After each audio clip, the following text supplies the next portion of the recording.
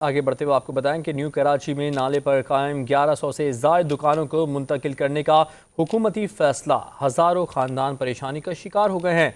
मुतासरा दुकानदारों का कहना है कि उन्हें अपने रोज़गार की जगह छोड़नी पड़ रही है। इस हवाले से मज़ीद तफसीलात जानते हैं कराची से अपने नुमाइंदे मंजर रिजवी से। जी मंजर रिजवी, बताइएगा इस हवाले से।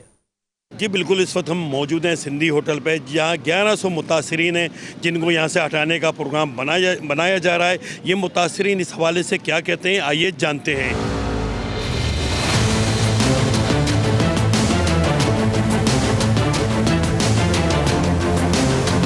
पहले हम रोड पे थे, रोड से हमें यहाँ बिठाया गया है, तो हम तो ये दरख्वास्त करते हैं कि जो माशी कत्ल किया जा रहा है कम से कम इसको रोका जाए। और हम ये चाहते हैं तामीर और तरक्की, कोई हमको डिफेंस में नहीं रहते, अगर कोई ऐसा नेगोशिएट हो जाए गवर्नमेंट के साथ हमारा मिलके कि तामीर और तरक्की में हमारे को एतमाद में लेके काम कर लिया जाए और रोजियाँ भी बच जाए और ये काम भी हो जाए। ये छोटा सा टुकड़ा है पुलिया से लेकर ये खाली ये मदीना ये सिंधी होटल की पुलिया तक का मसला है। इतनी सी दुकानों के बीच में ये 1100 दुकानें तोड़ना कोई हल तो नहीं है। गुजारिश ये है कि जो K3 का जो लाइन डाली थी ना उन्होंने, तो इस लाइन को अगर बंद कर दे नाले का पानी बंद हो जाएगा। ये 20 साल से 30 साल हो गए इस दुकानों को, तब से ऐसा कोई मसला नहीं हुआ है। ये बारिश आती है, ये पानी ऑन होता है, उसके बाद ये पानी बाहर आता है। अगर इसको तोड़ा जाएगा तो तकरीबन आप ये देखें कि हज़ारों की तादाद में नहीं लाखों की तादाद के अंदर ख़ानदान जो है वो माशी बहरान का शिकार होंगे। इसमें मेहरबानी करें, दुकानों का अल्टरनेट ना दें, हमें नाले का अल्टरनेट दे दें। जहाँ से नाला चौक है उसके लिए कोई मुतबादिल निकाल लें कि कहीं से पानी आकर और कहीं से चला जाए। देखिए सामने वाला भी नाला पड़ा हुआ है खाली,